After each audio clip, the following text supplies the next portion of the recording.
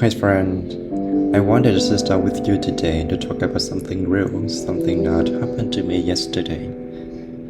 I got a rejection email from Kyoto University, yeah, for the PhD program I was really hoping for. At first, my heart was just sank. The little sting of disappointment, the feeling. I stared at the screen for a while, not even sure what to think. Then I smiled a bit, because honestly, this time it didn't break me. It just reminded me this is part of life. We all build stories in our heads. I'll study here, I'll work there, I'll make this happen. We map everything out. Life's always a plan, but life doesn't always follow our map, and when it doesn't, we call it rejection. But maybe it's just life showing us another way. When I read that email, the mind started talking fast. Maybe your statement wasn't strong enough. Maybe you didn't publish enough papers. Maybe you're just not qualified. Then something quieter inside said, or maybe just not just your path right now. So instead of arguing with myself, I just watched. Krishnamurti once said, if you can watch your thoughts without naming them, you begin to understand them. That's what I tried. Just watching, not fighting, not fixing, and slowly the pain started to settle. We live in a world obsessed with some winning, with success. You scroll online, everyone celebrating something, a new job, new award, new title, new house, new car, new wealth. But you rarely see someone say, hey, I failed today. I'm learning to be okay with it. We are so used to collecting achievements that we forget how to hold disappointment. We celebrate success, but we hide our struggles. And because of that, failure feels personal, like something wrong with us. But it's not wrong. It's just human. Yes, it's just human. When I got rejected, I didn't rush to distract myself. No movies, no scrolling, no pretending it didn't hurt. I just sat there quietly, felt it fully. And that's something most of us forget how to do, to feel without running away. Losing gracefully means being honest with ourselves. Yes, I wanted this. Yes, it hurts. And still, being at peace with what is. That's strength. That's a real strength of the human. Let me tell you something. A few years ago, when I applied for the job after graduation from the MBA program, I faced a lot of struggles in job seeking. I sent out 100 applications to many companies I couldn't remember. All of them just rejections, without reasons. At that time, I thought life was unfair because I studied very hard. I was smart and I also had a work experience. I didn't know why I couldn't get any job. I couldn't see any meaning behind the no. Then, a couple of weeks later, another offer came from a company in China, which I'm working for right now. I got a job as a sustainability manager in a footwear company. I am quite satisfied with it. The job offered me the new environment, new opportunities to learn, to grow, and the people here treat me very well. They are kind, friendly, and supportive. I'm totally happy with the life now.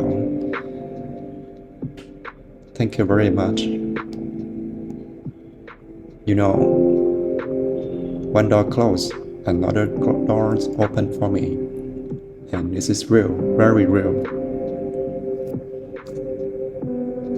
So, I realized that rejection sheds the image we build about ourselves.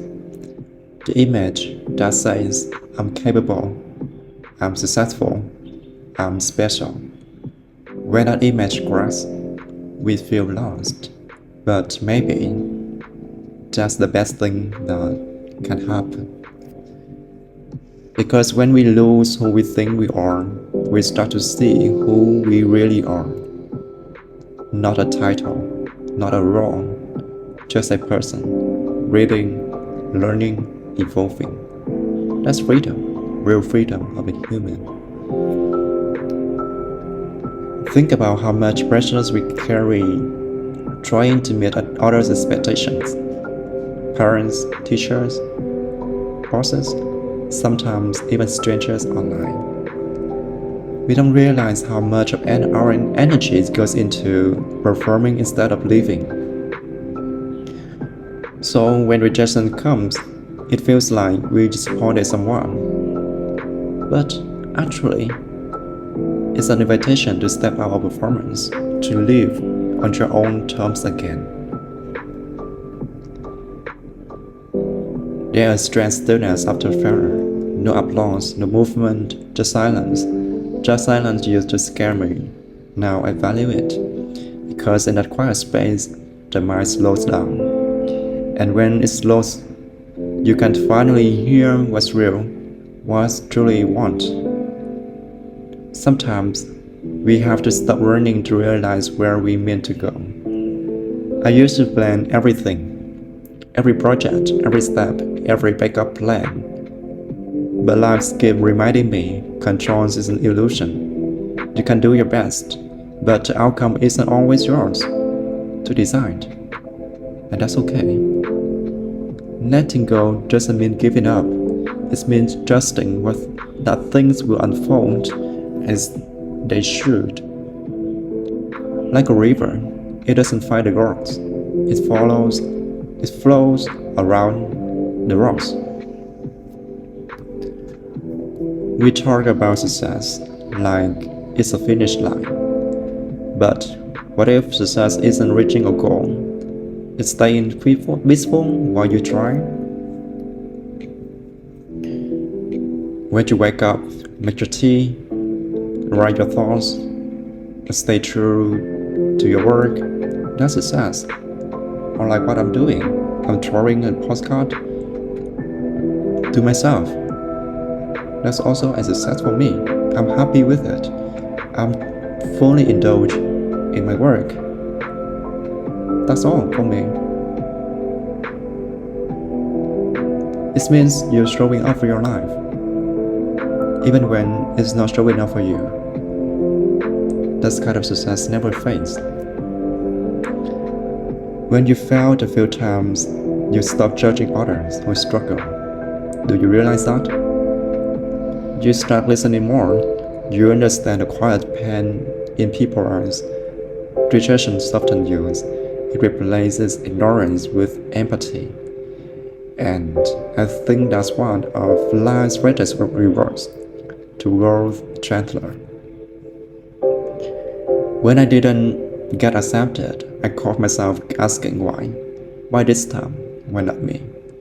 And realized maybe the better question is, what now? Not what happened, but what can I learn from it? There's so much to be saying. I don't know yet, because it means you're still open. Not knowing is not failure. It's space. And space is where new life grows. Sometimes things don't happen because we are not ready yet. Sometimes because the right things isn't ready for us now. I used to rush everything, and currently I let time do its work. You plant a seed. You don't dig up every day to check it. It's growing. You water it, keep it sun, and wait. Life works the same way. This morning, I wrote in my journal again, thankful for getting up today. That's all.